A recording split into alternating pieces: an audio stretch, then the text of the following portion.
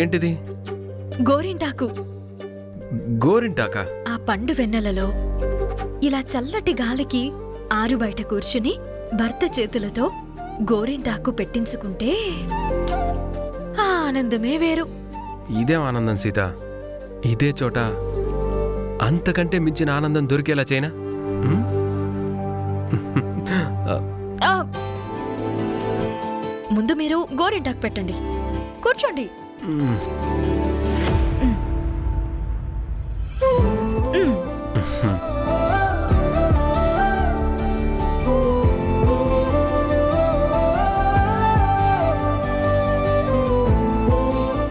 సీత, నీకో విషయం తెలుసా?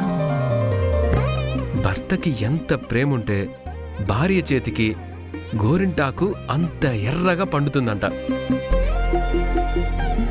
నాకు తెలిసి నీ చేతులు చాలా ఎర్రగా పండుతాయి. ఓ, అంటే నా మీద మీకు చాలా ప్రేముందంటారు, అంతేనా? ఏ లేదంటావా? ఉందిలేండి. భర్త ప్రేమ తెలియాలి అంటే గోరింటాకు పండాలి. మరి భార్య ప్రేమ తెలియాలంటే భార్య కడుపు పండాలి.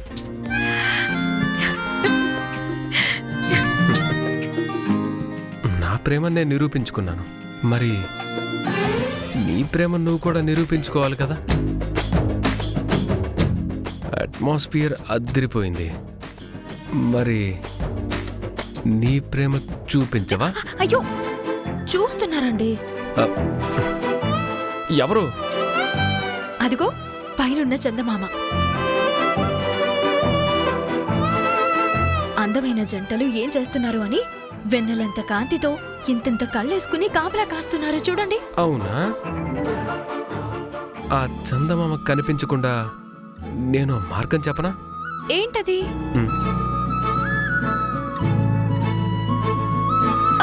ఛీ!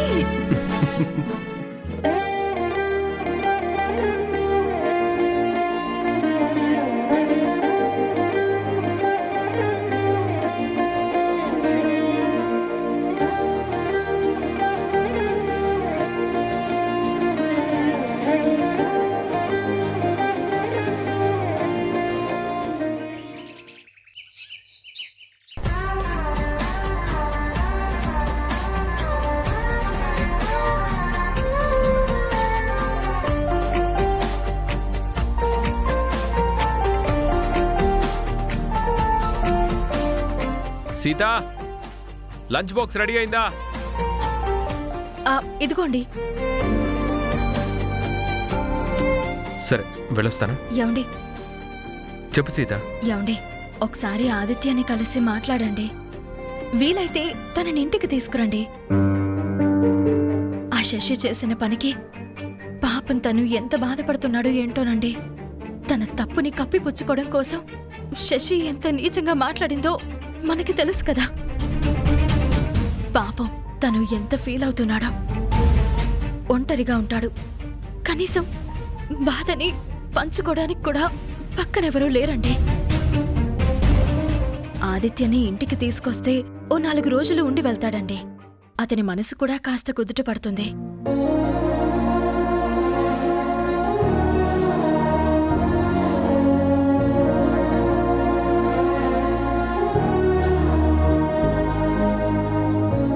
ఏంటండి, ఏం మాట్లాడరు? నువ్వు ఆదిత్య గురించి ఆలోచిస్తున్నావు సీత. నేను అమ్మా నాన్నల గురించి ఆలోచిస్తున్నాను. ఇప్పుడు ఇంట్లో అమ్మా నాన్నల పరిస్థితి ఏంటి? ఇంట్లో ఎంత గొడవ జరిగిందో తెలిసిందిగా. అమ్మా నాన్న ఎంత కుమిలిపోతున్నారో, తాతయ్య ఎంత బాధపడుతున్నారో తలుచుకుంటేనే భయంగా ఉంది. కనీసం వాళ్ళని ఓదార్చడానికి కూడా మనం అందుబాటులో లేవు సీత. ఆదిత్య చేసిన పనికి శశి రగిలిపోతూ ఉంటుంది. ఆ కోపాన్ని అమ్మ నాన్నల మీద ఎక్కడ చూపిస్తుందని భయంగా ఉంది సీత. అది నిజమేనండి. ఇంతకు ముందు అత్తమ్మని మెట్ల మీద నుంచి తోసేసి కాలు విరిగేలా చేసింది. అప్పుడు మనం ఉన్నాం కాబట్టి అత్తమ్మని జాగ్రత్తగా చూసుకున్నాం. కానీ ఇప్పుడు అక్కడ ఎవరూ లేరు. రత్తాల్ని కూడా బయటికి పంపించేశారు. అందుకే సీత, ముందు వాళ్ళ సేఫ్టీ గురించి ఆలోచించాలి. మరేం చేద్దామండి? నేనేదో ఒకటి ఆలోచిస్తాను. నాకు టైం అయింది, నేను ఆలోచించి ఫోన్ చేస్తాను. ప్రేమించిన మనిషి దక్కలేదని ఆ కుటుంబం మీద శశి ఇంత పగని పెంచుకోవాలా? భగవంతుడా, ఆ శశి వల్ల ఆ కుటుంబానికి ఏం కాకుండా నువ్వే కాపాడాలి. సీత, ఏంటి ఆలోచిస్తున్నావు? అబ్బా, ఏం లేదండి. నేను ఆఫీస్కి వెళ్ళొస్తాను. అలాగేనండి.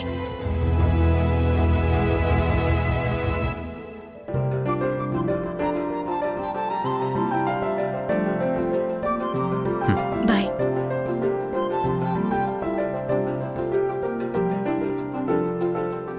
రత్తాలు, హోమ్ డెలివరీకి ఇవ్వాల్సినవన్నీ రెడీ చేసుకున్నావా? రెడీ అయిపోయినాయి అమ్మగారు.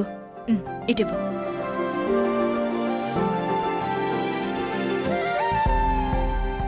వెళ్ళొస్తాను.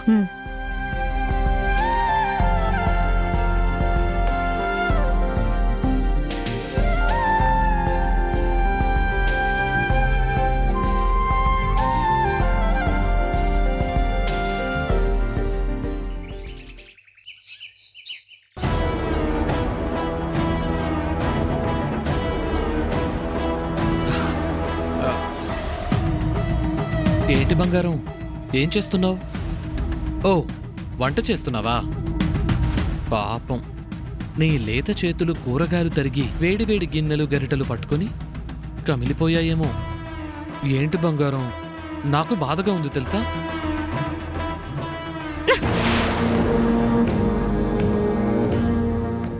ఏమైంది బంగారం? వద్దు, మీరు నా మీద ప్రేమ చూపించొద్దు. దయచేసి నన్ను బంగారమని పిలవద్దు. అదేంటమూల్య, ఏ భార్య అయినా భర్త ప్రేమ చూపించలేదని బాధపడుతుంది. కానీ నువ్వేంటి ప్రేమ చూపిస్తానంటే వద్దంటావు? నేను అలాగే అంటాను. ఎందుకంటే మీ ప్రేమ వెనకాల ఏదో పెద్ద ప్లానే ఉంది. మొన్న ఇలాగే ప్రేమగా మాట్లాడి మా ఇంటికి తీసుకుని వెళ్ళి నగలు కొట్టేశారు. నిన్న మా చిన్నన్నయ్య దగ్గరకు వెళ్ళి శశి వదన గురించి చెప్పించి అన్నయ్యని రెచ్చగొట్టేలా చేసి ఇంట్లో పెద్ద గొడవ పెట్టారు. ఇప్పుడు మీరు బంగారం అని పిలిచారు అంటే మీరేదో ప్లాన్లోనే ఉన్నారు. అబ్బబ్బబ్బబ్బబ్బా, నిజంగా నాకు బెటర్ హాఫ్ అంటే నువ్వే బంగారం. నిజంగా నా మనసులో ఏముందో నీకిట్టే తెలిసిపోతుంది. ఎస్, నిజంగానే నిన్ను మీ ఇంటికి పంపించి 1 కోటి రూపాయలు తీసుకురమ్మని చెప్పాలని వచ్చాను.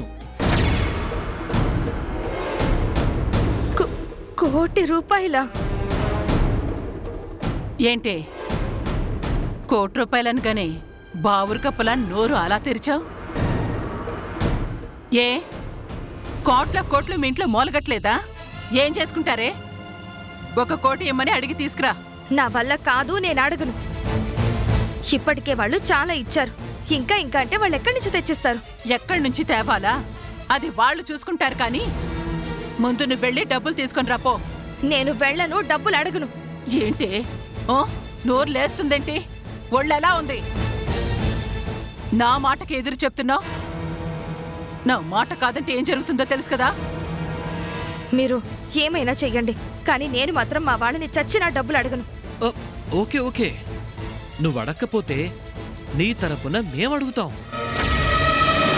నువ్వు నో అంటే మేమెలా సైలెంట్గా ఉంటాం బంగారం? ఏమమ్మా? అంతే కదరా. నువ్వు అడిగితే అడిగినంత ఇస్తారు. అదే మేమడిగితే అడిగిన దానికి డబ్బులు ఇస్తారు. ఎందుకంటే డబ్బుల కంటే కన్నబిడ్డ బతుకు చాలా ఇంపార్టెంట్ కదా. దానికోసమైనా డబ్బులు ఇస్తారు. అత్తయ్య, ఇది అన్యాయం. ఏంటి అన్యాయం? మా సాయంతో మీ వదిన అక్కడ రాజ్యం వేలుతుంది. దాని చేతికి పగ్గాలు రాగానే మాకు సున్నం పెట్టింది. ఇప్పుడు నువ్వు డబ్బులు అడిగితే ఇవ్వనంటుందా? అందుకే మేమేం చేయాలో మాకు బాగా తెలుసు. ఆ శశి ఆట కట్టించాలి, మా జేబులు నింపుకోవాలి. పదరా, దీన్నేంట్రా అడిగేది? మనవే వెళ్ళి ఆ శశితో డైరెక్ట్ గా మాట్లాడి డబ్బులు లాక్కుందాం. అది ఇవ్వకపోతే ఏం చేయాలో మనకి తెలుసు కదా. ఇది అడిగితే ఎంత, అడగకపోతే ఎంత. ఏయ్, నోరు మూసుకొని ఇంటి పని వంట పని పూర్తి చేయి. అర్థమైందా? పదరా.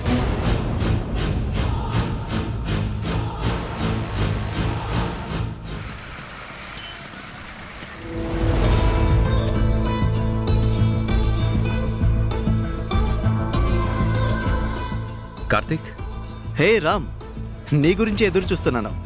కంగ్రాచులేషన్స్. దేనికిరా? నువ్విచ్చిన డిజైన్ కస్టమర్స్కి పిచ్చి పిచ్చిగా నచ్చేసింది. వెంటనే అప్రూవల్ ఇచ్చేశారు.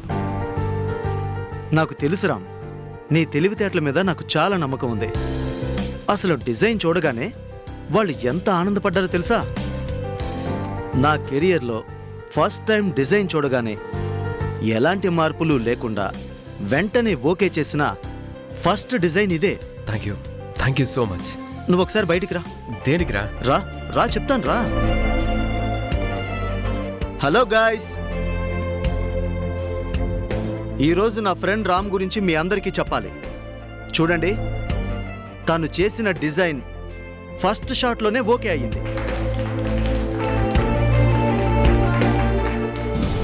ఇంతవరకు నా కెరియర్లో ఎప్పుడూ ఇలా జరగలేదు. ఇది ఎంత పెద్ద ప్రాజెక్టో మీ అందరికీ తెలుసు. దీన్ని ఒప్పించడానికి ఎంతో కష్టపడాలి అనుకున్నాను, కానీ రామ్ ఒకే ఒక డిజైన్తో ఓకే చేయించాడు. మీరందరూ రామ్ని ఇన్స్పిరేషన్గా తీసుకోవాలి. ఈరోజు మీ అందరి ముందు రామ్ కేవలం ఇక్కడ ఎంప్లాయ్ మాత్రమే కాదు, నా స్నేహితుడని గర్వంగా చెప్తున్నాను. కంగ్రాచులేషన్స్ రామ్. థ్యాంక్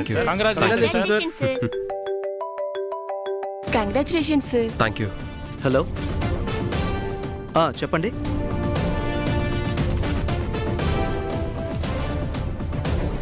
అలాగా? ఎప్పుడు? ఓకే, నేను వెంటనే బయలుదేరుతున్నాను. లేదు, ఇంకో అరగంటలో మీ దగ్గర ఉంటాను. ష్యూర్, మీకు కావలసిన అన్ని విషయాలు డీటెయిల్డ్గా చెప్తాను. ఓకే, నేను ఇప్పుడే వస్తున్నాను. రామ్, నీకు గుడ్ న్యూస్. ఏంటి కార్తీక్, ఇవాళ గుడ్ న్యూస్ల మీద గుడ్ న్యూస్లు చెప్పేస్తున్నావు? ఇదంతా నీ క్రెడిట్ రామ్. నువ్వు వచ్చిన వేళ విశేషం ఏంటో కానీ అన్నీ అలా కలిసి వస్తున్నాయి. ఇంతకీ గుడ్ న్యూస్ ఏంటో చెప్పలేదు? పార్ట్నర్స్ కావాలని చెప్పాను, గుర్తుందా? వాళ్ళే ఇప్పుడు ఫోన్ చేశారు. వాళ్ళు మనతో కలిసి బిజినెస్ చేయడానికి చాలా ఇంట్రెస్టెడ్గా ఉన్నారు. వాళ్ళే నన్ను రమ్మన్నారు. ఇప్పుడు వెళ్ళి ఈ డిజైన్తో పాటు మన డీటెయిల్స్ అన్ని చెప్పి వాళ్ళతో పార్ట్నర్షిప్ ఓకే చేసుకొస్తాను. వావ్, ఇది నిజంగా గుడ్ న్యూస్ రా. చెప్పాను కదా, ఇక నుంచి మనకి అంతా మంచి జరుగుతుందని. ఆ శశి లాంటి వాళ్ళు నిన్ను ఏమీ చేయలేరు. నాకు టైం అవుతుంది, నేను వెంటనే బయలుదేరాలి. ఇదిగో, ఈ ప్రాజెక్ట్కి సంబంధించి ఖర్చు ఎంత అవుతుందో ఆ డీటెయిల్స్ అన్ని ఒక ప్రాజెక్ట్ రిపోర్ట్ తయారు చేయి. అలాగే. ఓకేనా? నేను వస్తాను. Okay, bye. బాయ్.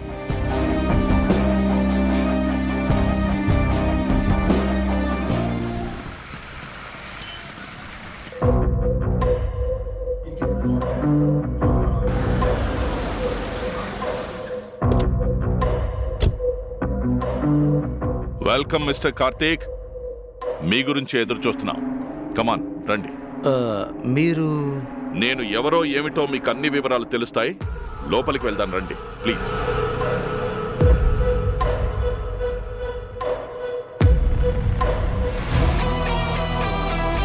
ప్లీజ్ కూర్చోండి. హాయ్ కార్తీక్. హాయ్. ఏంటి, మీతో వర్క్ చేయాల్సిన పార్ట్నర్స్ ఇద్దరు ఇక్కడున్నారేంటా అనుకుంటున్నారా? వీళ్ళిద్దరూ వేరే బిజినెస్ లో నాకు పార్ట్నర్స్. నా బిజినెస్ ని బేస్ చేసుకుని వీళ్ళిద్దరి బిజినెస్ లో డిపెండ్ అయ్యాయి. సరే, ఇదంతా ఎందుకు? సూటిగా ఒక విషయం చెప్పడానికే వీళ్ళని ఇక్కడికి రమ్మన్నాను. వీళ్ళిద్దరూ మీతో కలిసి బిజినెస్ పార్ట్నర్స్ కావాలి అంటే మీరు జాబ్ ఇచ్చిన రామ్ని వెంటనే వదిలేయాలి. వాట్? నేను రామ్కి జాబ్ ఇస్తే మీకేంటి ప్రాబ్లం? సుబ్బు, అసలేంటిదంతా? కార్తీక్, డీపీ గారు చెప్పింది నిజం. నువ్వు ఆ రాముని జాబ్ నుంచి తప్పిస్తేనే మేమిద్దరం పార్ట్నర్స్గా చేరుతాం. సుబ్బు, రామ్ చాలా వర్త్ఫుల్ క్యాండిడేట్. యూనో, అతను డిజైన్ చేసిన ప్రాజెక్ట్ సింగిల్ కరెక్షన్ లేకుండా అప్రూవల్ అయింది తెలుసా? అతను ఎంత టాలెంటెడ్ పర్సన్ అయినా కానీ మనకు అవసరం లేదు కార్తీక్. ఎందుకంటే మేం మీకు పార్ట్నర్స్గా డబ్బు పెట్టాలంటే మాకు టీపీ గారు సపోర్ట్ కావాలి.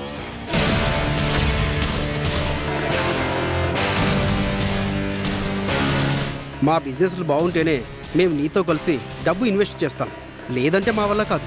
అది కాదు సుబ్బు.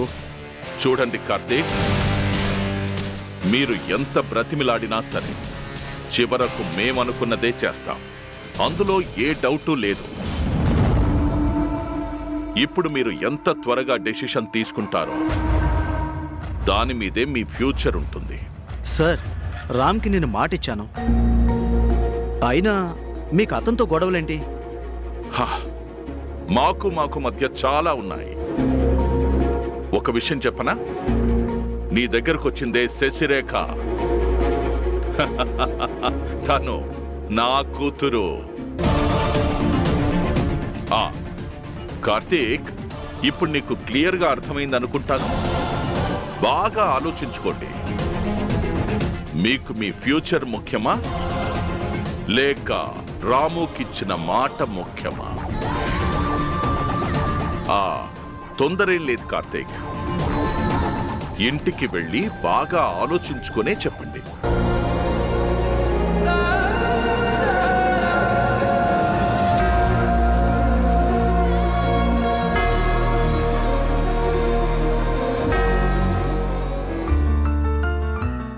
మేడం,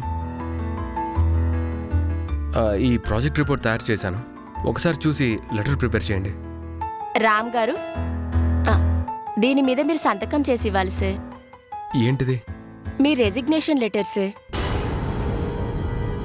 ఏమంటున్నారు? నా రెసిగ్నేషన్ ఏంటి? ఇంకా నీకు అర్థం కాలేదా? నీకు ఇక్కడ కూడా జాబ్ లేదు. నిన్ను వెంటనే జాబ్ నుంచి తీసేస్తున్నారు. వాళ్ళు వెళ్ళిపోమండం కంటే నీ అంతట నువ్వే వెళ్ళిపోతే మర్యాదగా ఉంటుందని రెసిగ్నేషన్ లెటర్ మీద సంతకం చేయమని చెప్తున్నారు. సంతకం చేయి. కార్తీక్ ఎప్పుడు అలా చేయడు. ఇప్పుడే వాడికి ఫోన్ చేస్తాను.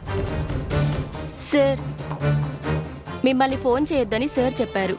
ఏం మాట్లాడుతున్నారు? రామ్, నీకింకా అర్థం కాకపోతే ఎలా? ఆ రోజే చెప్పాను కదా, నువ్వు ఎక్కడికి వెళ్తే అక్కడికి నిన్ను నీడలాగా వెంటాడుతాను అని. ఫస్ట్ నేను అడిగితే నీ ఫ్రెండ్ కుదరదు అన్నాడు. పాపం, నువ్వు కూడా ఇక్కడ ఉద్యోగం కన్ఫర్మ్ అయిందనే అనుకున్నావు. కానీ ఆ తర్వాతనే అస్సలు స్టోరీ మొదలైంది. నీ ఫ్రెండ్ అమ్ముడు పోలేదు, కానీ అతన్ని ఎలా లాక్ చేయాలో అలా లాక్ చేశాను. దొరికిపోయాడు. సో సంతకం చేసి వెళ్ళిపోవడం ఒక్కటే నీకు మిగిలింది.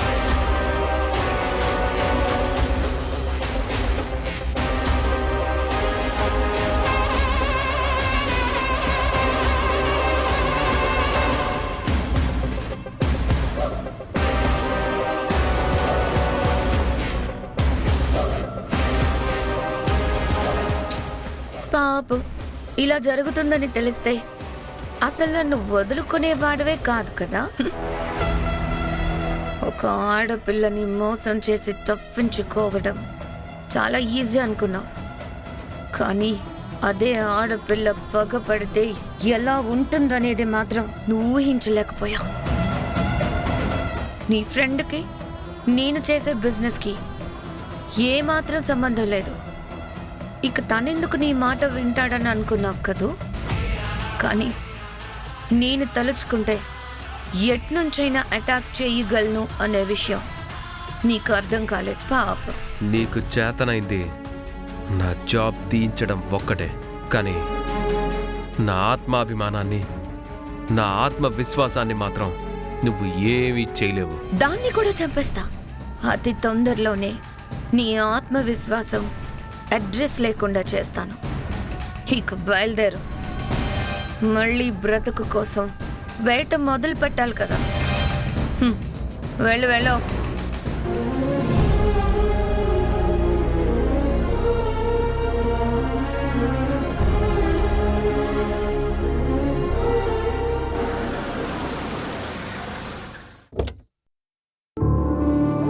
కార్తీక్,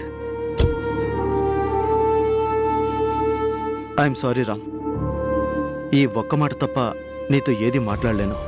నీకు మాటిచ్చి తప్పినందుకు ఐఎమ్ సారీ రామ్. పర్వాలేదు కార్తీక్.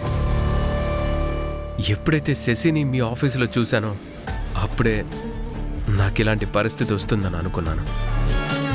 శశి వచ్చి అడిగినా కుదరదని చెప్పిన వాడివి ఈరోజు రిజిగ్నేషన్ లెటర్ మీద సంతకం చేయించుకున్నావంటే ఎంత ప్రాబ్లం ఎదుర్కొన్నావో నాకు తెలుస్తుందిరా.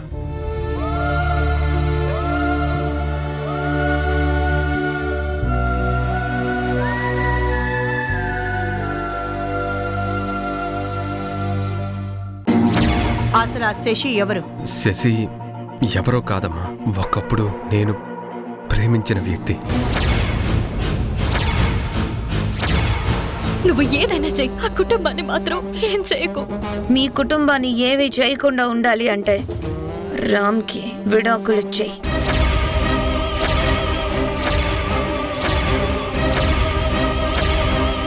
అతనికి దూరంగా వెళ్ళిపో.